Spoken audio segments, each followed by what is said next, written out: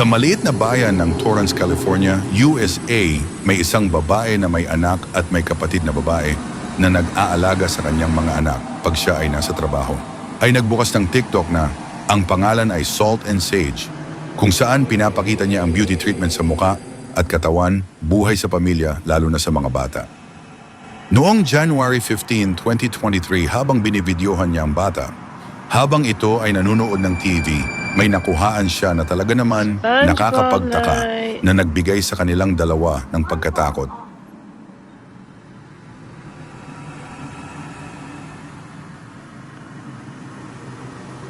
Liam, come here.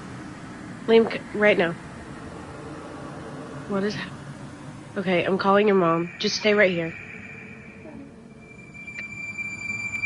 Napanood ang video ng 6 na milyong tao at maraming kontrobersya ang lumabas na maari daw na may tao sa ilalim ng lamesa na nagpapagalaw sa rocking chair.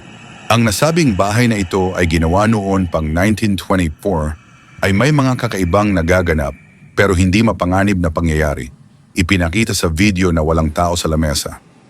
Sa mga araw na yon, ng January 2023, ang security camera ay nakarecord ng mga ingay na nanggagaling sa kusina.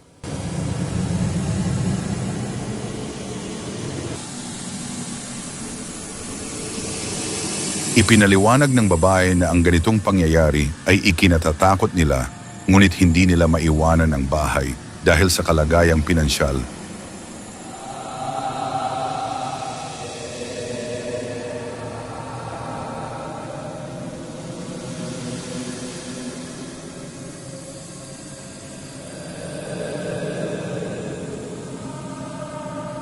Marami ang nag-comment sa video ng babae na pabendisyonan ang nasabing bahay. Pero ipinaliwanag ni Sydney na ito ay paulit-ulit na ginawa na, pero ang pangyayari ay bumabalik pagkalipas lamang ng ilang sandali.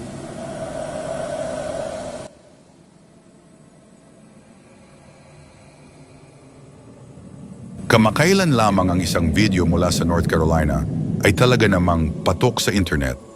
Si Omar ay isang Meksikano na nagmamay-ari ng salvage car for sale shop. Noong 2020, nagbukas siya ng channel sa TikTok para i-publish ang mga pampamilyang gawain. Ang iba ay mga party, ang iba naman ay sa trabaho. Sa unang buwan ng January 2023, si Omar ay nag-publish ng isang video na ikinikwento ang malungkot na pangyayari sa isang Mercedes na tadtad ng mga tama ng baril at ang nakakalunos na kamatayan ng may-ari. Ya me voy a ir a la casa porque ya va a oscurecer. A este Mercedes lo balacearon. Lo balacearon y el señor o el muchacho no sé qué haya sido. Le dieron un balazo aquí. Luego aquí le dieron otro. Lo atravesó. Luego aquí otros 3. No, este como que sí. Este sí lo... Ya el carro ya se deterioró porque está viejito, pero... La historia de este joven o señor murió. Yo creo por eso aquí está encantado el lugar. Como ven, miren, aquí estoy solo. Aquí estoy solo viendo los carros. Ah, cabrón, oigo ruido. ¿Qué? Ah, su chingada madre. ¿Y este güey que me viene siguiendo o qué? Shh, párate, cabrón. ¿De dónde vas? Pues quién chingado viene manejando a este carro o qué? Habang si Omar ay papaalis sa Mercedes, ay may isang sasakyan ang papalapit sa kanya pero ito ay wala ang isang gulong sa likurang bahagi ng sasakyan. Marami ang nag-comment sa video ni Omar na ang sasakyan ay hybrid na maaaring pinapagalaw ng electric motor. Pero ipinakita ni Omar ang detalye ng sasakyan para mapatunayan na ito ay fuel car at walang electric or hybrid motor.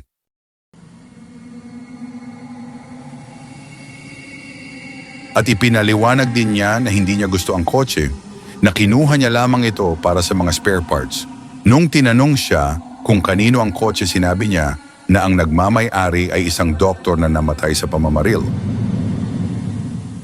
At sa iba pang video, habang si Omar ay sumasagot sa mga comment, tungkol sa kotse na ito ay may nangyari na nagbigay ng takot sa mga kasama nito sa trabaho. Para maiwasan ang aksidente, napagpasyahan nila na itali ang sasakyan para ito ay makalas ng walang anumang panganib sa kanilang mga buhay. ¿Cómo se va a abrir sola la puerta?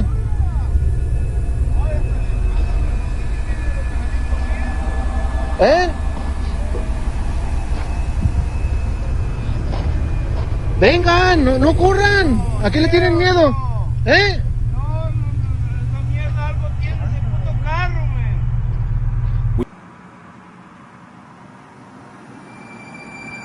Ating tunghayan ang iba pang mga kuha ng larawan sa mga video ni Omar na ibinigay ng isang follower na talaga namang nakakamangha at walang pagdududa na ang kotse ay dapat nang wasakin.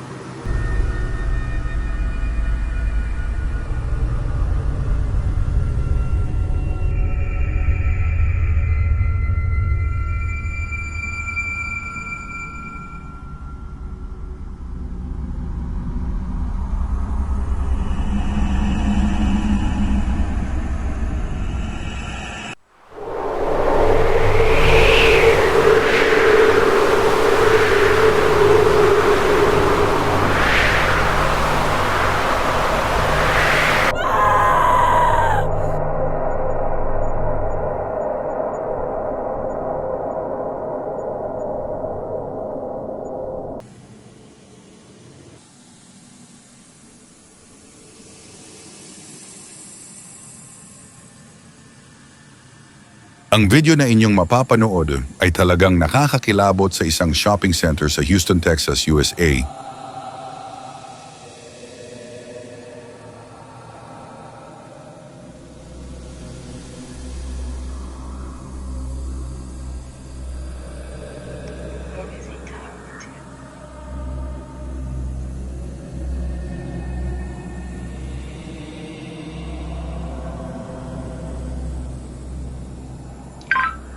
Dispatch to 329.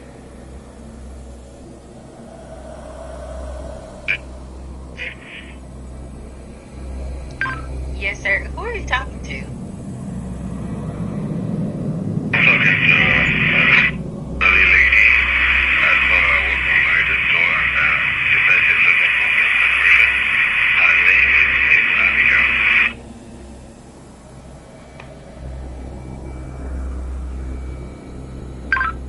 Did you say Miss Abigail? Yes, ma'am. She says she wants to see me this weekend, and I told her that the car wasn't closed, that she should come tomorrow morning, and she might be able to visit. Are you sure you're saying Miss Abigail? Like, she's been passed on for 2 years now. Oh, yeah, what's happening? Miss Abigail she died 2 years ago. You mean you got to see the person I'm talking to? No, there's nobody in front of you at all.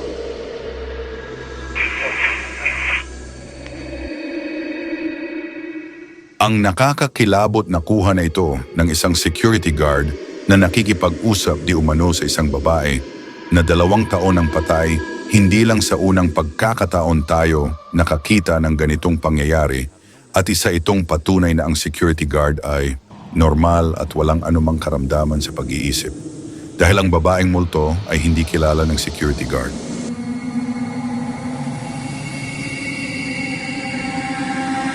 Panoorin natin ang isang nakakatindig balahibong video mula kay Mental Holiday 14 and 84.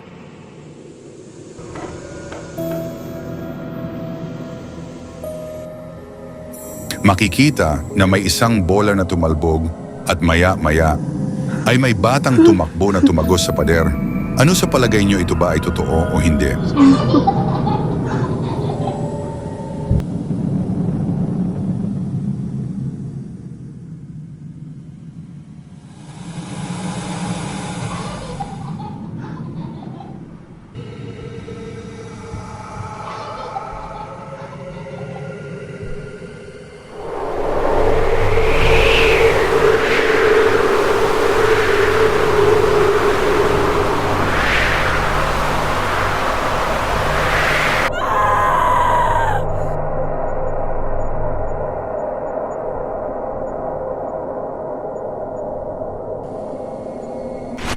5 ghosts, call on camera. Seance Witch. Ang paranormal investigator na si Brad Mack at ang kanyang team ay nasa lugar na tinatawag na The Cage sa St. Osyth, England. Ang bayan ay may madilim na kwento. Simula ng taong 1582, ang gusali na ito ay ginamit bilang isang bilangguan. Pero hindi basta ordinaryong bilangguan, ito din ay ginamit upang patayin ang mga kababaihang nahatulan ng pangkukulam. Nakakarinig din sila ng mga yabag, mga bulong. Nakakaranas din sila ng mga kurot at kagat sa kanilang mga braso. Si Vanessa ay isang member ng team ay nanginginig na tumanggi, na tumayo sa gusali pagsapit ng dilim.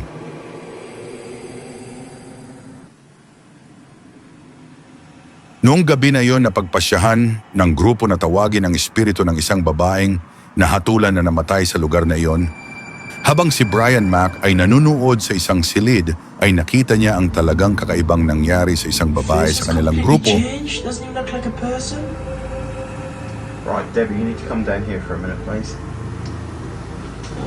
Weird. Face has completely changed. Doesn't even look like a person. Right, Debbie, you need to come down here for a minute, please. Weird. Eyes are black. Makikita ang pag-iiba ng itsura ng babae sa kanilang grupo, ang paghaba ng ilong at mga labi nito at biglang pag-itim ng mata ay talaga namang nakakatakot. Para sa kaligtasan ng babae, tinawag nila ito at tinanggal sa grupo. May mga kalmot ang babae kahit makikita natin na makapal ang kanyang suot. At simula ng pangyayaring ito, nakaranas na siya ng mga masasamang panaginip at mga kakaibang pangyayari.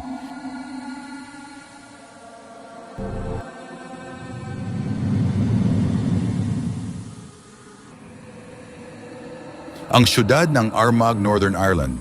Ang syudad na ito ang isa sa pinakamatanda sa lugar at pinaniniwala ang lugar ng mga sinaunang pag-aanong seremonya. Sa tabi ng Vickers Hill sa Armagh ay sinasabing isa sa pinaka-haunted na lugar sa syudad.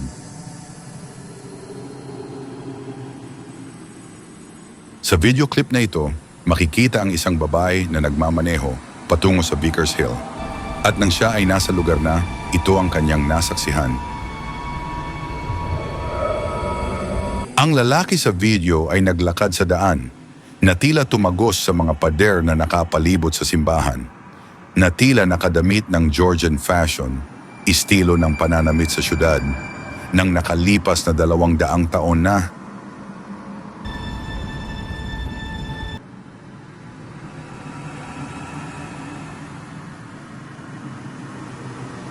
Ang sumunod na video ay mula sa Singapore Road Safety Site, Road.sg.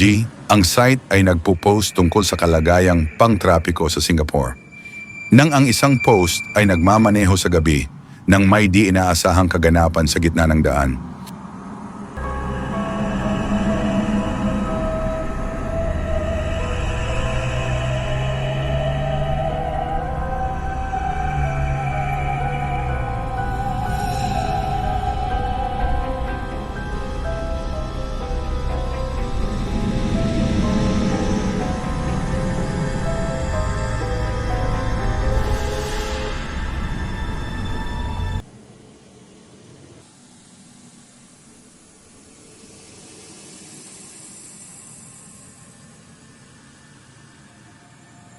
Ang istorya ay kumalat sa iilang online tabloid site at ang ibang viewers ay nagsabi na ang batang babae ay lumulutang di umano sa daan.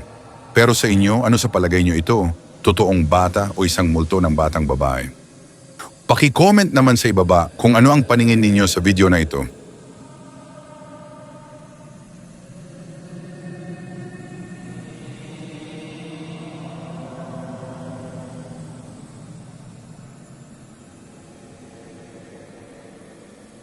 Ang mga nagtatrabaho sa Credit Bank BCP sa Peru ay nag-uusap pagkatapos ng kanilang oras sa trabaho At ang isa sa kanila ay tinesting ang camera ng kanyang bagong cellphone.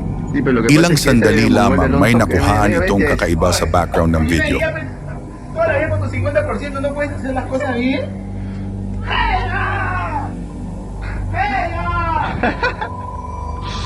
¿Cómo se quiere que la gente no quiere? ¿Por qué tan lejos? Esta marina está en el centro, pero al fondo. Fondo, al fondo, al fondo. ¿Es por donde hubo el incendio, no? Hay tres. Oye, en la cámara, acaba de pasar ahorita una niña corriendo. Maya-maya ay nagsabi ang isang katrabaho nila na may nakita itong batang babae na tumatakbo. Acaba de pasar ahorita una niña corriendo. Oye, la niña que llora. Oye, te juro que en la cámara acaba de pasar ahorita.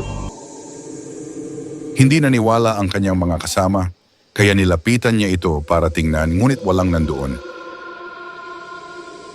Makikita sa isang camera, ang front door ng bangko ay bumukas mag-isa.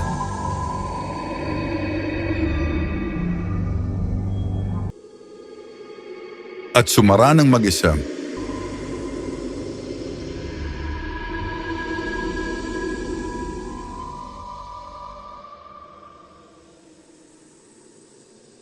Si Kim Davison at ang kanyang kaibigan na si Jessie ay sinama ang kanilang mga anak para mag-swimming sa Lockyer Creek sa Queensland, Australia para mag-swimming.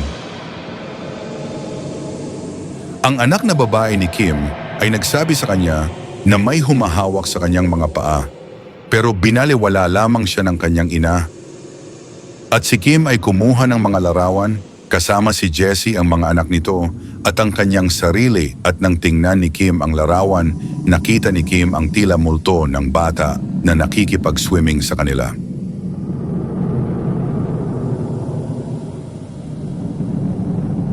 At pagkalipas na ang larawan ay maipost sa Facebook, ay may nakapagsabi na may isang batang babae ang nalunod sa eksaktong lugar na iyon na nagngangalang Dorino Sullivan, 100 taon na ang nakakalipas.